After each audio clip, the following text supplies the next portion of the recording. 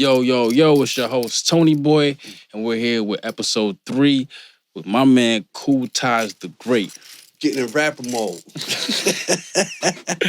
Word up, salute. What's good? Salute, What's man. good, How you baby? doing, man? Salute. Yo, I'm thanks good. for coming. Yes, Thanks for coming, man. Yes, sir. I know Thanks for having me. you probably the most requested artist that people wanted to, hear speak. So, all right, that's what's up. I'm glad to have you here. That's what's up. So, we're going to start off, with just, the vanilla questions, man. Right. Kool Taj the Gr8. How'd you come up with the name? Man, back in the day, I just told this story too. It's crazy, right? And it's another side of that just came up, right? So Kool Taj the Gr8. I went by Taj Mahal. You know what I'm saying? Because I just told this story back in the about to tell my age too. So back in the late '80s or in the '80s, Taj wasn't as popular as it is now. Right. So I had difficulties in school, teachers trying to pronounce it, people trying to pronounce Taj. So I would also, as I got older, I would just say Taj Mahal. They more of Yeah, so they familiar. Yeah, with it, right. So that's what I was going with. However, though, for whatever reason, personality-wise, or just me being cool with everybody, didn't have no neighborhood restrictions. I can go anywhere I want. Okay. What up? I was cool with everybody. Yeah. And then the streets labeled me Kool Taj.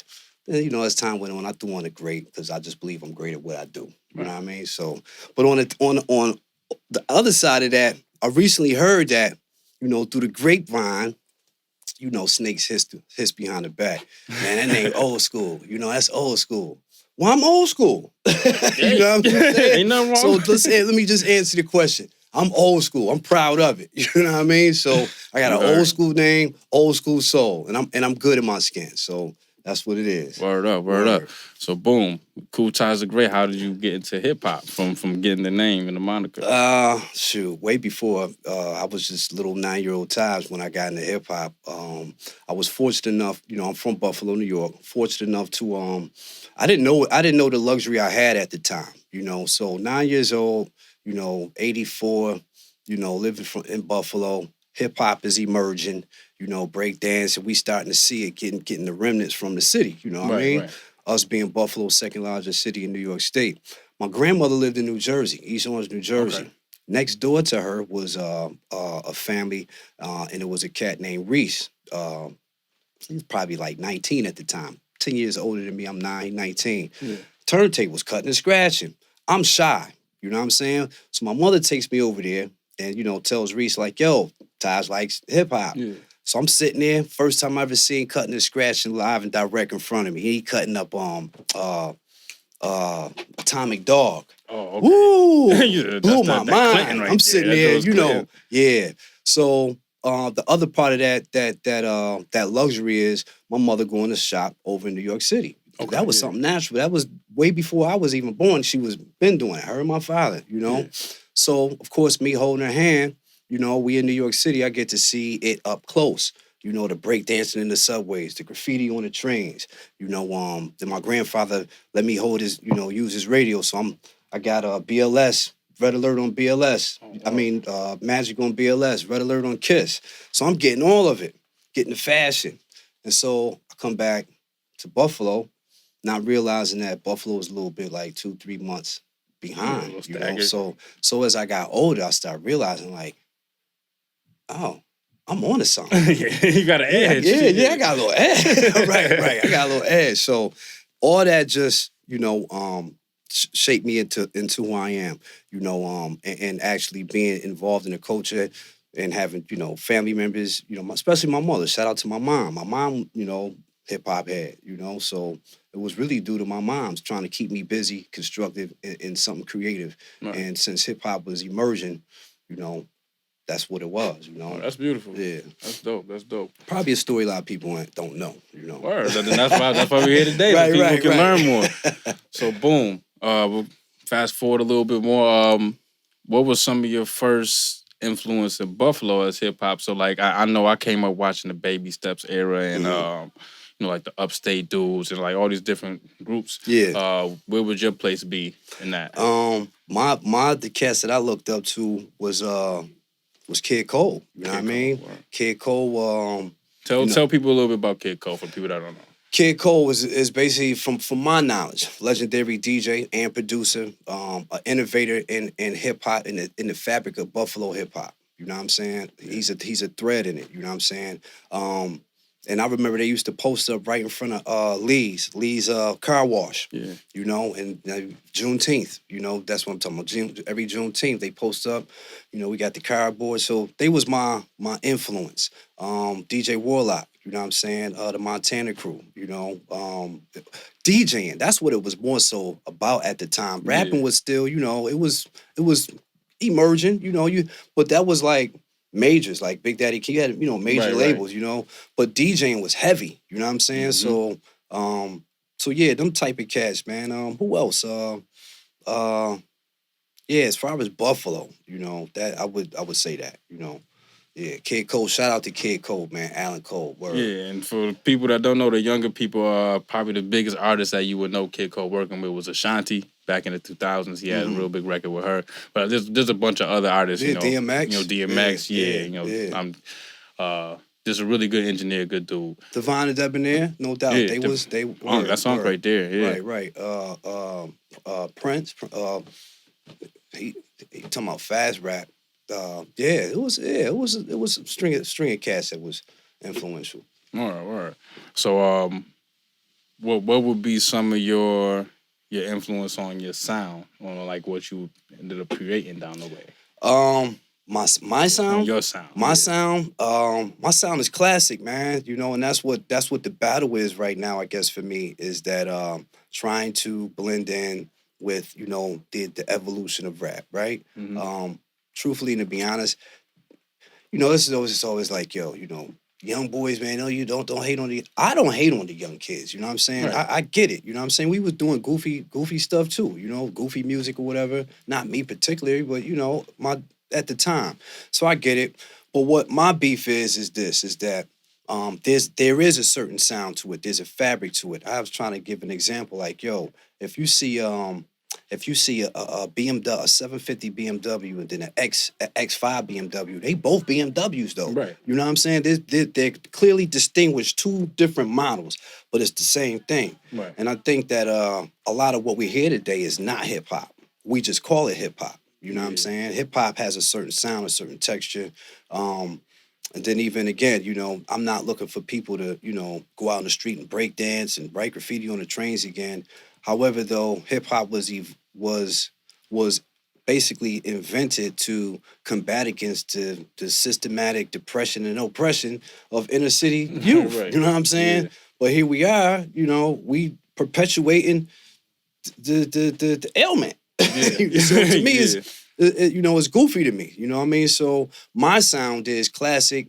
You could say boom bap hip hop. You know, however though, I could step outside the box of hip hop and jazz it out. You know, got mad different influences. In case one of your questions is, you know, my influences when it comes to music outside of hip hop is listen to my dad's music. You know what I mean? Al Jarreau, Roy Ayers, you know what I'm saying?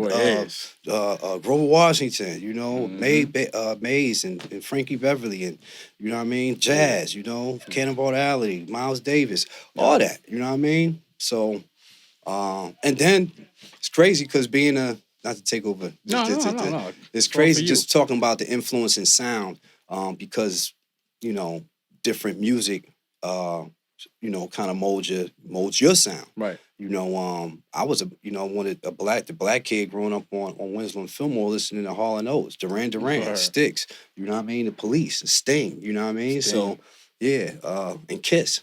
You know what I mean? Word. So I was into a lot of stuff, you know, but lyrically too, you know, I get the you know, you remind me of Rakim, and that's dope, man. Salute to Rakim, none but respect to the God. But my dude was a guru, you know what I mean? So my that's sound is a combination of, you know, my musical influence and Gangstar when it comes to, you know, real hip hop. You know what I mean? So of course KRS-One. You look for the substance. Yeah. Right. Substance, man. I'm more of a substance type dude, man. You know, I can't sell you no. I'm not going to give you a bunch of sugar without giving you no water. You know what I mean? You need to wash that down. Right, for real.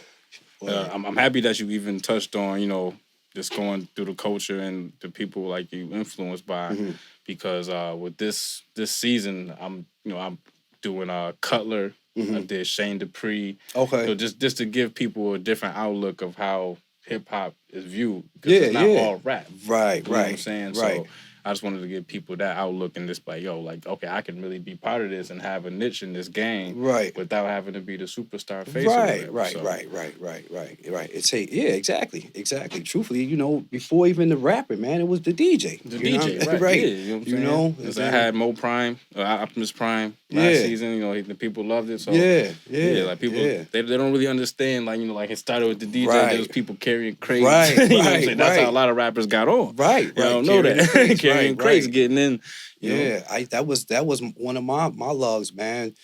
Being at a concert and seeing, Tribe Called Quest, man, yo, I carry the crates. You know what I Like, come mean? on. Just right. Yeah. So yeah. All right. So boom. We're gonna wrap it up a little bit. Mhm. Where do you see yourself with the hip hop, maybe in the next 5 years? I usually ask 10 years, but like now with the pandemic, I want to make it a I shorter, know, shorter right, outlook. right. Tell me about it, man. Where I see myself, definitely independent, man. Don't get me wrong. If a major situation come on, I even hate saying major, man, because I'm major, you're major. You know what I Right. mean? But for lack of better expression, to use the terms in industry sense, if a major situation was to come along, it has to make sense. I'm not a young kid trying to get on and get rich and famous. You know what I mean? I'm a hip hop dude, and I'm just doing my part, you know what I'm Right. saying?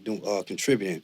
And with the music, yeah, having some substance with a little edge to it too. I'm not preachy teachy, but I like but yeah, that. you gotta, yeah, you gotta feed the people, man. Yeah. And so it's a battle of, giving the people what they want, versus giving the people of make sure you give them what they want and what they need. You know what I'm Right. saying? Right. So I see myself, like I said, I'm about to before we was on air, I'm about to drop 6 projects this year. That's my goal.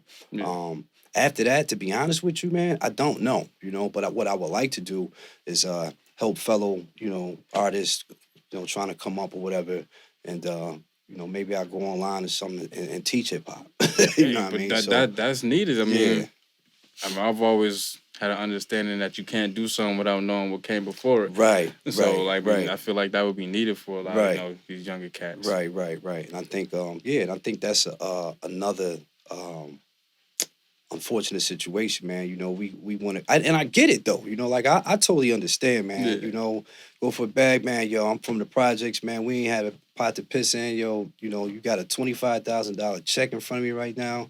Yo, all I gotta do is sign over my publishing, and I'm on for a minute. Yeah, let's do it. And then a lot Right. of us, also push. You know what I mean? So they Right. thinking that, yo.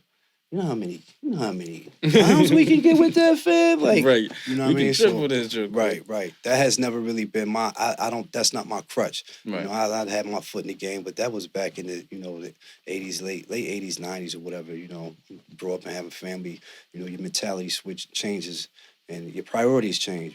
So, Right. it is what it is, man. Just keep pushing, that's all. Word You up. know? So, boom. So this is basically the last question. You kind of already touched on it, but for the young Kool Taj, Mhm. the Kool Taj fan, anybody out there that's watching Taj, what advice do you have for any of them? Man, my advice is this. I'm glad you said so, my fellow hip hop friend and historian. My advice is this, man. And I told my son that. I told my older kids this too. And it's as simple and as cliche as it sounds. Be yourself.